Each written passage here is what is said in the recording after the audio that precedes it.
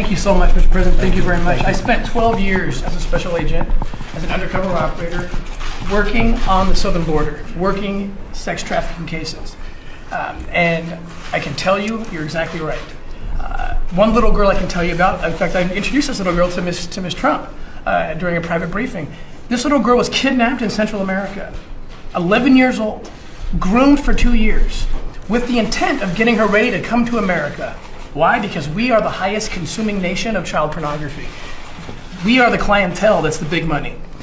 They brought this little girl through a part of the southern border where there was no wall, easily got her to New York City, and this is hard to hear, but this is the truth, and everyone needs to hear this.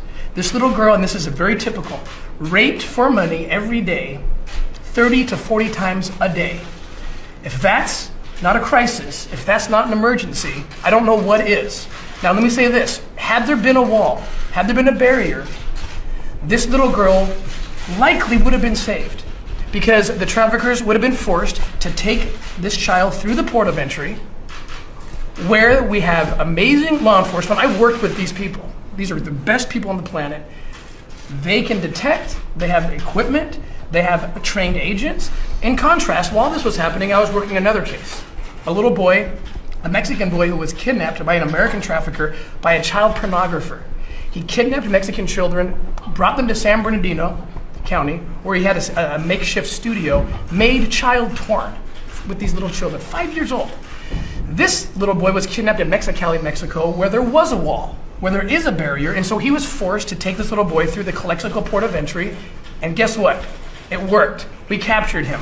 We rescued the little boy, and subsequently rescued 12 other children in San Bernardino, California. The difference between those two cases is 2 + 2 = 4. The wall was the difference. The wall rescued this little boy, and the lack of a wall caused this little girl to go through a hell that is indescribable, that is not manufactured. It is a real crisis. It is a real emergency. And you have many thousands of people like this. Thousands. This is happening all the time. We work in Mexico. We have done several operations. I've just met with the Secretary of State, their equivalent, Olga Sanchez, just last month about this.